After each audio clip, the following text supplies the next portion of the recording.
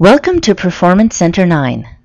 Performance Center 9 introduces a new method for analyzing load test results, the Service Level Agreement, or SLA.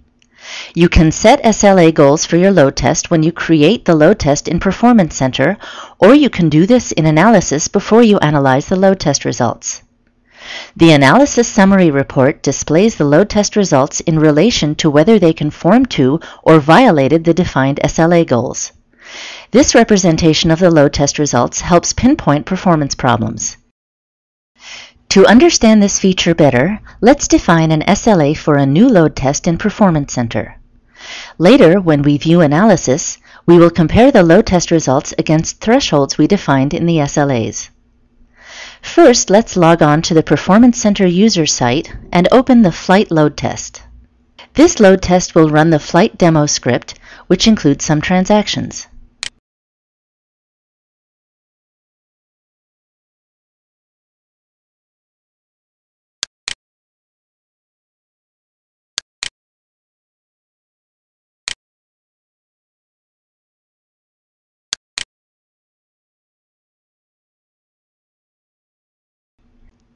In the user site, we define SLAs using the Service Level Agreement wizard.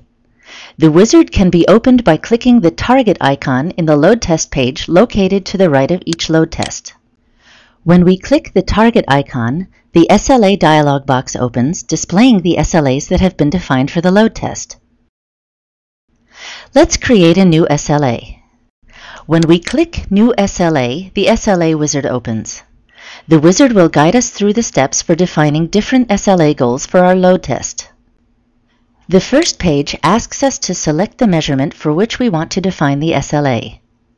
There are two types of measurements, those examined over user-defined time intervals and those examined over the whole load test. You can define one SLA for each measurement. In this demonstration, we will define an SLA for average transaction response time.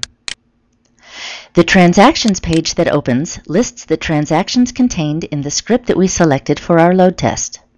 We want to select the transactions that will most impact our load test.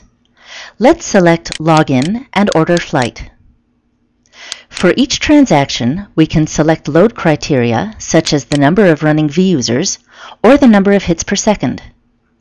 We can watch how various ranges of these criteria affect the average transaction response time and thus affect the goals of our SLA.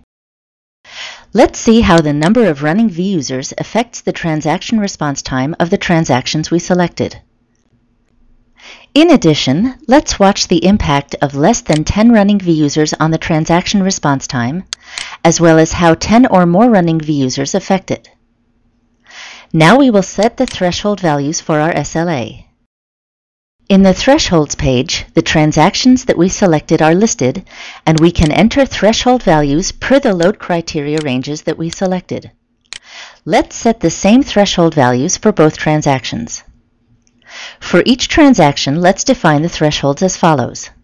When there are less than 10 running vusers, the transaction response time should not exceed 10 seconds, and when there are 10 or more running vusers, the transaction response time should not exceed 20 seconds.